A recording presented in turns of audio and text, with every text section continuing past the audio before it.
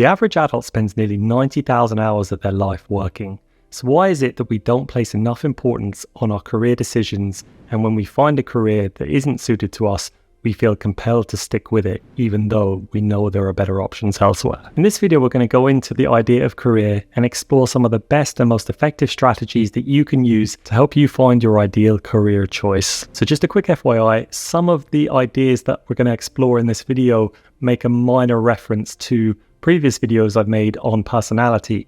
So if you're curious about finding out more about your own personality and the personality of others, then definitely check out some of those other videos. So from my experience, people tend to employ one of three strategies when it comes to picking their ideal career. And this is do what you love, do what makes you wealthy, or do what is stable. People who value security and stability above all else tends to be the kinds of people who are willing to do something that doesn't necessarily bring them huge levels of meaning, but as long as it's not a volatile career and you can sort of bank on it, which tends to correlate with green personality types, because these people tend to be more comfort zone orientated, but also they value security and stability in general rather than change and rapid movement. Whereas people who value money and wealth above all else tend to be more correlated with red personality types. And then there's kind of a mixture between the other two. It tends to be more either socially driven or jobs that kind of give you a lot of information and you can analyze and figure things out, which tends to be the blue personality types. So the first thing you can do is to try and figure out which of these three camps you mostly fall into. This can help you come to terms with whether finances or stability or enjoyment is your main priority. And like everything in life, everything comes at a cost and everything has pros and cons, but this can help you figure out what kind of career, roughly speaking, is best for you.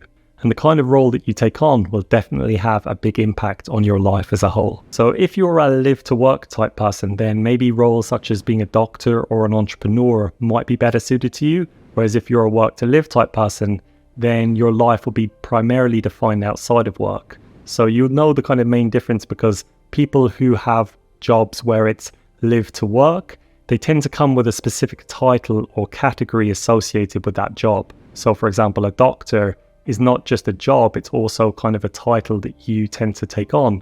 The same with entrepreneur or lawyer. These are very kind of high level perceptions that other people tend to view upon you if you have that role. So the next point is specifically aimed at people who are in the start of their career. So if you're someone who is already been working for several years or even several decades, then this one is going to be a little bit less relevant to you. But if you're in the start of your career and you're still trying to figure out what you want to do, then this is particularly important, and that is develop your insight. So one of the main problems with the current education system is you're sort of expected to know what you need to do for the rest of your life before you've even started. So by the time you're 16 or even less, you're making specific choices in school about what subjects you'll take, and then those subjects will directly impact what kind of subjects you can do in university or what kind of career options you'll have afterwards. So what really helps in these circumstances is to try and think outside the box and get exposure to as many different things as possible.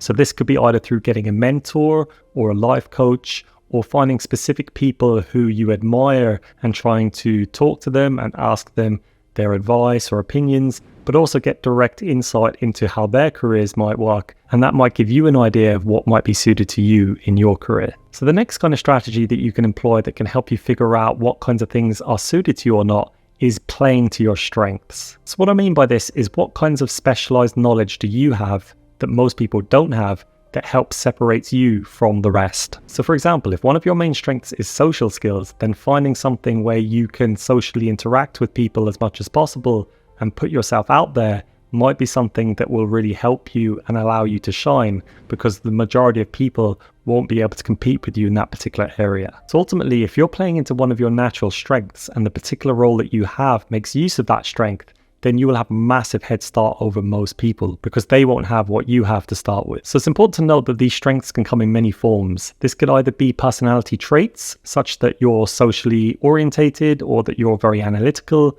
but it could also be specific knowledge as well, such as technology skills, IT skills, or even creative skills. These things also help separate you from the rest. So the next strategy is to follow your interests, because ultimately if you're doing what is fun and that same thing is hard work for most people, then at some point most of those people are either going to give up or that they will have to kind of fight through and battle through the hard times, whereas for you it'll be a natural thing. So if you look at most successful entrepreneurs in history, you'll find that most of them either were very interested in that specific topic that helped them build their business, or they were very good at that topic and had a background in that particular subject when they started. It's not to say that this is 100% necessary, but it can definitely help set you up for success, especially when you have to go through the difficult times in the future. And if you have that natural interest or that natural aptitude going forward, you will find that you can push through it, whereas most people can't. So the last main tip is that if nothing else works, if you can't find something that you're particularly good at,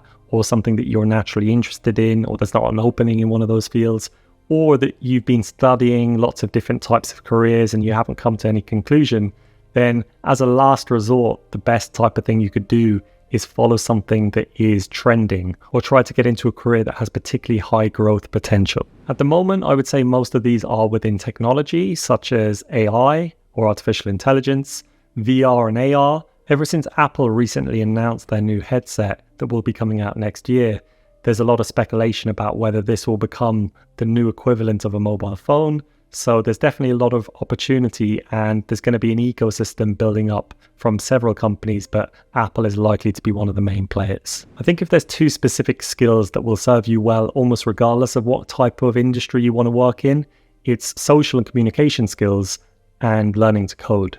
So these are both very different things, and one might be suited more towards introverted or analytical people, and the other one is a bit more orientated towards social people. But these are particularly valuable skills that will help you in almost every industry. So it's important to remember that for any career to bring you joy and success, you have to have a strong reason why you're doing it. And this could be a particularly personal reason to you, or that there are certain interests that tend to cause you to gravitate towards one field or another. But ultimately, if you have a strong reason why you're doing it, and this could be out of motivation or interest, this will help you not only converge on a successful field or a field that you'll be successful in, but also it will bring you natural joy if you naturally enjoy doing it. So another thing that people often get trapped in is the idea of pivoting in your career. Maybe you've invested 10 years or 20 years into a particular industry or role, and you feel that it's too late now to back out. A person could feel this way for normally one of two reasons. Either they feel that they don't have the skill sets or the aptitude to change roles, and this is usually a side effect of self-esteem. So if you feel that your self-esteem is holding you back and you don't have self-belief in order to help you chase and pursue the role that is right for you, then I have another video on self-esteem that I made previously that might help you there. The other reason is what is called the sunk cost fallacy, which means that you feel that you've invested a certain portion of time, or in some cases money, into a specific field, and you feel that changing now will be a waste of that particular investment. But even though this kind of makes sense in one aspect, when you actually zoom out, you realize that it doesn't make sense, because if the right thing for you is the thing that you're not currently doing, then it doesn't matter how much time you're investing into one thing. What matters is that you find and correct that path later on and get on track so you're making the most of your time and getting the best out of yourself. So I hope you found this video useful. I may end up making future videos on the idea of how to grow within a specific career or industry, especially ones that I'm familiar with, such as development or technology related. But otherwise, I hope you found this useful, and I will see you in the next one.